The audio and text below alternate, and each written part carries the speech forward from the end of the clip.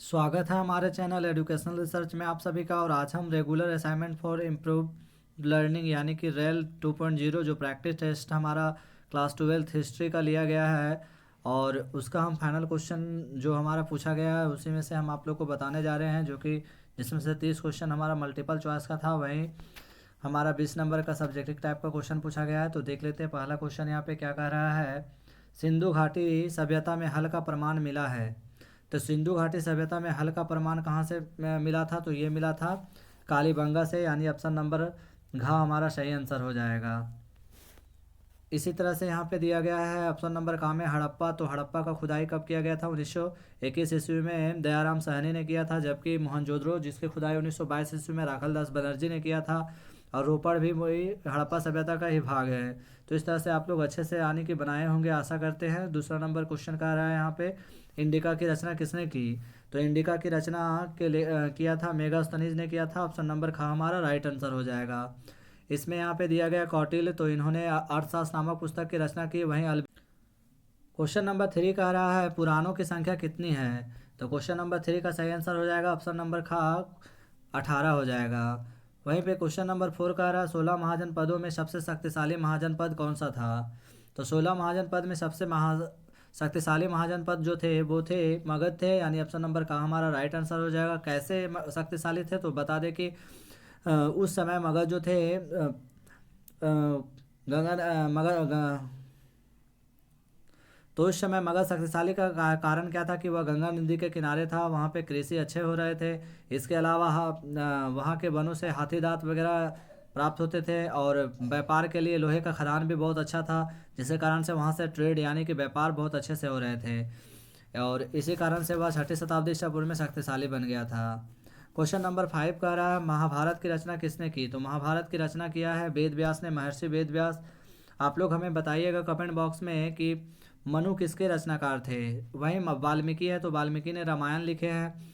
रामायण के आने के रचनाकार कौन थे? तो वाल्मीकि थे। क्वेश्चन नंबर 6 कह रहा है रामानंद के शिष्य कौन थे?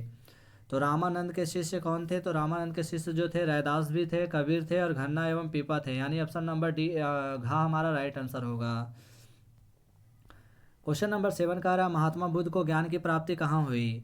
बहुत ही अच्छा क्वेश्चन पूछा गया है। तो महात्मा बुद्ध को ज्ञान की प्राप्ति कहाँ पे हुई? तो वो हुआ था बोध गया में, बोधि वृक्ष के नीचे हुआ था। और सारनाथ में इन्होंने अपना पहला उपदेश दिया था और इनके द्वारा दिए गए धर्म उपदेश ये धर्म चक्र प्रवर्तन कहलाया। वहीं इन्होंने 29 वर्ष की उम्र में गिरि त्याग किए थे। इनका पिता का नाम सुरदोधन था, जबकि माता का नाम महामाया थी। और इस क्वेश्चन नंबर 8 कह रहा है अकबरनामा की रचना किसने की? तो अकबरनामा की रचना अबुल फजल ने किया था। ऑप्शन नंबर घा हमारा राइट आंसर हो जाएगा। इब्न बतूता जिन्होंने रेहला नामक पुस्तक लिखा था। वहीं अलबेरूनी जो उज्बेकिस्तान रबीबा से आया था, जबकि अमीर खुसरो तो ये भी यानी कि एक कवि थे। वहीं क्वेश्चन नंबर 9 का रहा बंगाल का विभाजन कब हुआ? तो बंगाल का विभाजन हुआ है 1905 ईस्वी में, यानी राइट आंसर हमारा ऑप्शन नंबर खा हमारा सही हो जाएगा। बंगाल विभाजन के समय में गवर्नर जनरल कौन थे? तो लॉर्ड कर्जन गवर्नर जनरल थे। आप लोग अच्छे से कर लीजिएगा। वहीं 1906 ईस्वी में, तो 1906 ईस्वी में मुस्लिम लीग की स्थापना हुई थी, जिसकी स्थापना सर सैयद अहमद अली ने किया था। क्वेश्चन नंबर 10 कह रहा है ख्वाजा मोइनुद्दीन चिश्ती का दरगाह कहाँ है? तो ख्वाजा मोइनुद्दीन चिश्ती का दरगाह अजमेर में है, यानी ऑप्शन नंबर घा हमारा राइट आंसर हो जाएगा। वहीं शेख सलीम चिश्ती का दरगाह तो ये दिल्ली में है, आप लोग अच्छे से याद कर लीजिएगा। क्वेश्चन नंबर 11 कह रहा है मुस्लिम लीग द्वारा मुक्ति दिवस कब मनाया गया? तो मुस्लिम लीग ने मुक्ति दिवस 22 दिसंबर 1939 को मनाया था। ऑप्शन नंबर घा राइट आंसर होगा। क्वेश्चन नंबर 12 कह रहा है कुतुब मीनार का निर्माण किसने शुरू किया? तो कुतुब मीनार का निर्माण शुरू किया था कुतुबुद्दीन ऐबक ने किया था। ऑप्शन नंबर गा हमारा राइट आंसर होगा। राजिया सुल्तान के बारे में जान लेते हैं। तो ये पहली महिला शासक दिल्ली में आने की पहली महिला शासक थी। क्वेश्चन नंबर 13 कह रहा है किसका जन्म स्थान तालवंडी था? तो गुरु नानक का जन्म स्थान तालवंडी था। ये राइट आंसर हमारा खा हो जाएगा। वहीं कबीर तो बता दें कबीर का जन्म 1398 ईस्वी में हुआ था और मृत्यु 1518 ईस्वी में हुआ था। ये 120 वर्ष तक जीवित रहे थे। कबीर एकेश्वरवादी थे और इनका बीजक इनका यानी कि बीजक में इन्होंने अपने सखी शब्द रामायणी तीनों को संग्रहित किया गया है। और बीजक में किसका उपदेश दिया गया है? तो कबीर का। इसी तरह मीरा, तो मीराबाई जो थे यानी कि ये कृष्ण यानी कि सगुन धारा से यानी कि थे, और ये कृष्ण को अपना पति मानते थे। क्वेश्चन नंबर 14 का रहा है, अलबेरुनी किसके साथ भारत आया? तो अलबेरुनी भारत आया था मोहम्मद गजनी के साथ आया था। ऑप्शन नंबर हमारा का राइट आंसर हो जाएगा। क्वेश्चन नंबर 15 का रहा है, किस मुगल शासक ने हिंदुओं पर से जाजिया कर हटाया था? तो मुगल शासक जो थे प्रथम वो अकबर थे, जिन्होंने जाजिया कर को हटाया था। तो ऑप्शन नंबर खा हमारा राइट आंसर हो जाएगा। अकबर का शासनकाल, तो इनका शासनकाल 1500 1556 से 1605 ईस्वी तक था। आप लोग नोट कर लीजिएगा। वहीं बाबर, तो बाबर जिन्होंने 1526 ईस्वी में पानीपत के प्रथम युद्ध में इब्राहिम लोदी को हराकर मुगल वंश की स्थापना की थी। और जहांगीर जो कि अकबर के पुत्र थे, जिनका शासनकाल 1605 से 1627 था। वहीं शाहजहां, तो शाहजहां का शासनकाल 1627 से 1658 था। शाहजहां के काल को मुगल काल का स्वर्णयुग काल कहा जाता है, जबकि जहांगीर को चित्रकला के लिए याद किया जाता है। जबकि अकबर ने फतेहपुर सीकरी में बुलंद दरवाज़ा का निर्माण किया था, और वहीं जाजिया कर भी हटाया था। इसके अलावा अकबर दीन इलाही के प्रवर्तक भी थे। क्वेश्चन नंबर 16 का रहा, संथाल विद्रोह का नेता था? तो संथाल विद्रोह का नेता था सिंधु और कांदू थे। ऑप्शन नंबर का हमारा राइट आंसर हो जाएगा। क्वेश्चन नंबर 17 का रहा, बुद्ध के बचपन का नाम क्या था? तो बुद्ध का बचपन का नाम सिद्धार्थ था, यानी ऑप्शन नंबर हमारा घा राइट आंसर हो जाएगा। शिव, तो शिव जो थे, शिव मत के लोग जो थे भगवान शिव की पूजा करते थे। और अशोक, तो अशोक यहाँ पे यानी कि जिनका शासनकाल 272 से 236 ईसा पूर्व माना जाता है। इन्होंने अपने राजरोहण यानी कि 269 ईसा पूर्व में हुआ था, और अपने राजरोहण के 9वें वर्ष में कलिंग पर विजय प्राप्त किया था। क्वेश्चन नंबर 18 का रहा है, बुलंद दरवाज़ा कहाँ है? तो बुलंद दरवाज़ा फतेहपुर सीकरी में है, जिसे अकबर ने बनाया था। ऑप्शन नंबर का हमारा राइट आंसर होगा। क्वेश्चन नंबर 19 का रहा है, भारतीय राष्ट्रीय कांग्रेस की स्थापना किस वर्ष में हुई? तो भारतीय राष्ट्रीय कांग्रेस की स्थापना 1885 ईस्वी में एओ हुम के द्वारा किया गया था, यानी राइट आंसर हमारा ऑप्शन नंबर खा होगा। क्वेश्चन नंबर 20 कह रहा है, स्थायी बंदोबस्त कहाँ लागू किया गया? तो स्थायी बंदोबस्त लागू किया गया था बंगाल में, लागू किया गया था लॉर्ड कॉर्नवालिस के द्वारा लागू किया गया था। आप लोग अच्छे से नोट कर लीजिएगा। सारे जो हमारे यहाँ पे टेस्ट एग्जाम का जो क्वेश्चन पूछा गया है फाइनल एग्जाम के लिए भी इंपॉर्टेंट हो गए। इससे बहुत सारे क्वेश्चन हमारे एग्जामिनेशन में आने की संभावनाएं हैं, तो आप लोग अच्छे से करके जाइएगा। वहीं क्वेश्चन नंबर 21 कह रहा है, 1857 के विद्रोह के समय भारत का गवर्नर जनरल कौन था? तो गवर्नर जनरल जो थे उस समय 1857 के समय, यहाँ पे क्वेश्चन में देखिए मिस्टेकिंग हुआ है, आप लोग को हम बता दे रहे हैं। गवर्नर जनरल जो थे लॉर्ड कैनिंग थे, आप लोग नोट कर लीजिएगा, इसमें मिस्टेक किया गया है।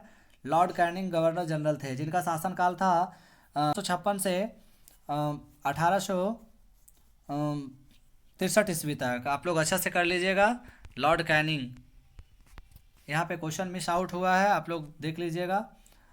क्वेश्चन नंबर 22 कह रहा है, भारत की राजधानी कलकत्ता से दिल्ली स्थानांतरित हुई? तो ये हुई थी 1911 ईस्वी में। राइट आंसर हमारा ऑप्शन नंबर घा होगा। वहीं 1909 में मार्लेमेंटे सुधार आया था। मार्लेमेंटे सुधार कब आया था? तो 1909 में आया था, आप लोग नोट कर लीजिएगा। और इसके अलावा क्वेश्चन नंबर 23 कह रहा है, सिंधु सभ्यता का कौन सा स्थल मृतकों का टीला के रूप में विख्यात है? तो सिंधु सभ्यता का जो मृतकों का टीला के रूप में विख्यात है वो हमारा मोहनजोदड़ो है, जहाँ पे आने की विशाल स्नानागार भी पाया गया है।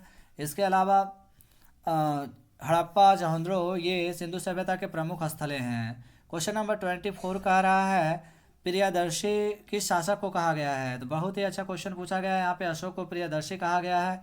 अशोक जिन्होंने 261 ईसा पूर्व में कलिंग विजय यानी कि विजय किया था। और इसके अलावा अशोक का जो कलिंग विजय की जानकारी है वो 13वां शिलालेख में दिया गया है। अशोक ने 84,000 स्तूपों का निर्माण करवाया है। इसके अलावा कलिंग युद्ध में नरसंहार को देखकर उनका मन पिघल गया था, और उन्होंने युद्ध को हथियार वगैरह छोड़कर बौद्ध धर्म को ग्रहण कर लिया।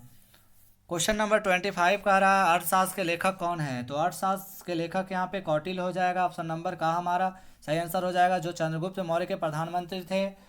और कौटिल्य जिनका नाम विष्णुगुप्त है, और इन्होंने अर्थशास्त्र नामक पुस्तक लिखा है। वहीं चंद्रगुप्त, तो चंद्रगुप्त जो थे गुप्त वंश के शासक थे, और श्रीगुप्त के बाद चंद्रगुप्त प्रथम ही वास्तविक संस्थापक कहलाए। जबकि चंद्रगुप्त मौर्य जिनका शासनकाल 322 ईसा पूर्व माना जाता है, 322 से 322 से 21 ईसा पूर्व आने की माना जाता है, आप लोग देख लीजिएगा। और इन्होंने 298 ईसा पूर्व तक शासन किया था। इनके समय में मौर्य साम्राज्य काफ़ी यानी कि विख्यात बहुत बड़े क्षेत्र में फैल गया था। वहीं क्वेश्चन नंबर 26 का रहा, दिल्ली चलो का नारा दिया था, तो ये दिया था सुभाष चंद्र बोस ने। ऑप्शन नंबर का हमारा राइट आंसर हो जाएगा। वहीं गांधी जी, तो गांधी जी के बारे में आप लोग जानते ही है, 2 अक्टूबर 1869 में इनका जन्म हुआ था। इन्होंने सविनय अवज्ञा आंदोलन, असहयोग आंदोलन, भारत छोड़ो आंदोलन और भी बहुत सारे आंदोलन में सक्रिय भूमिका निभाए थे। तो आप लोग अच्छे से करके जाइएगा, सारे यहाँ पे प्रश्न इंपॉर्टेंट है एग्जाम के लिए। क्वेश्चन नंबर 27 का रहा, गांधी जी अपना राजनीतिक गुरु किसे मानते हैं? तो गांधी जी अपना राजनीतिक गुरु गोपाल कृष्ण गोखले को मानते हैं। ऑप्शन नंबर घ हमारा राइट आंसर हो जाएगा। भाई ज्योतिबा फुले, तो ज्योतिबा फुले ने जिन्होंने सत्यशोधक समाज की स्थापना की थी। तो आप लोग अच्छे से करके जाइएगा। क्वेश्चन नंबर 28 का रहा, स्वतंत्र भारत का अंतिम गवर्नर जनरल था। तो स्वतंत्र भारत का अंतिम गवर्नर जनरल कौन थे? तो ये थे लॉर्ड माउंटबेटन थे, जबकि स्वतंत्र भारत के पहले गवर्नर जनरल श्री राजा गोपालाचारी थे। आप लोग अच्छे से करके जाइएगा, ये क्वेश्चन हमेशा फाइनल एग्जाम में पूछे जाते हैं और बहुत सारे बच्चे कंफ्यूज हो जाते हैं। क्वेश्चन नंबर 29 का रहा, भारतीय राष्ट्रीय कांग्रेस के संस्थापक थे। तो भारतीय राष्ट्रीय कांग्रेस के संस्थापक एओ हुम थे, जिन्होंने 1885 ईस्वी में कांग्रेस की स्थापना की थी। ऑप्शन नंबर का हमारा सही आंसर होगा। जबकि रानी लक्ष्मीबाई, इन्होंने अपने दंतक पुत्र को यानी कि गोद लेने के राजा बनने के अधिकार को समाप्त कर दिया था, जिसके कारण से अंग्रेजों से लड़े थे और लड़ते लड़ते वीरगति को प्राप्त हुई। क्वेश्चन नंबर 30 और आखिरी यहाँ पे सवाल है, संविधान सभा की प्रारूप समिति के अध्यक्ष कौन थे? तो प्रारूप समिति के अध्यक्ष भीमराव अंबेडकर थे। ऑप्शन नंबर ग हमारा राइट आंसर होगा। वहीं राजेंद्र प्रसाद इनको अस्थायी अध्यक्ष बनाए गए थे, जबकि पंडित जवाहरलाल नेहरू जिन्होंने उद्देश्य प्रस्ताव दिए थे। तो इस तरह से हमने महत्वपूर्ण 30 प्रश्नों को हल कर लिए हैं। साथ ही आप लोग एग्जामिनेशन का तैयारी मन से कीजिए, लगन से, ताकि एग्जामिनेशन से पहले ही आप लोग का पूरा तैयारी हो जाए। और ऐसे ही वीडियो पाने के लिए हमारे कमेंट बॉक्स में लिखकर आप लोग हमें बताएं, ताकि हम लोग आप लोग के लिए अच्छे से वीडियो बना सके। वहीं इसमें से कुछ ऐसे प्रश्न पूछे गए हैं जो कि हमारे सब्जेक्टिव टाइप के प्रश्न पूछे गए हैं, जिसमें से क्वेश्चन नंबर 31 में यहाँ पे खंड खा में पूछा गया है 3 × 4 यानी कि 3 प्रश्न का हल करना है यहाँ पे। तो हड़प्पा सभ्यता का पतन का कारण पूछ रहा है, तो हम लोग आपको शॉर्ट में बता दे रहे हैं यहाँ पे। हड़प्पा सभ्यता का पतन का पहला कारण था कि ये सिंधु नदी के किनारे थे और बाढ़ आने के कारण ये समाप्त हो गए होंगे। वहीं दूसरा अग्निकांड, तीसरा यहाँ पे हो जाएगा महामारी का फैलना, और चौथा कारण हो जाएगा भूकंप।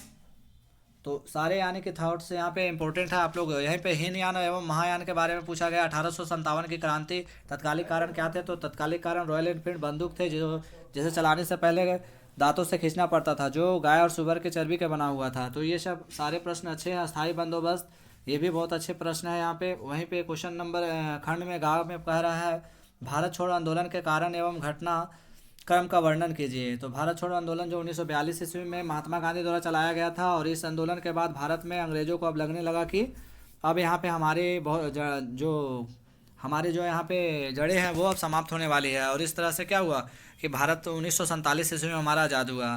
वहीं भारत के संविधान के निर्माण में डॉक्टर B.R. अम्बेडकर की भूमिका पूछ रहा है। तो B.R. अम्बेडकर जिन्होंने संविधान सभा के को निर्माण में अहम भूमिका निभाया था। तो आप लोग अच्छे से देख लीजिएगा, अच्छे से करके जाइएगा। जहाँ भी आप लोग को प्रॉब्लम हो, आप लोग हमें कमेंट में बताइएगा, ताकि हम आप लोग के लिए वीडियो बना सकें। आज के लिए बस इतना ही, धन्यवाद।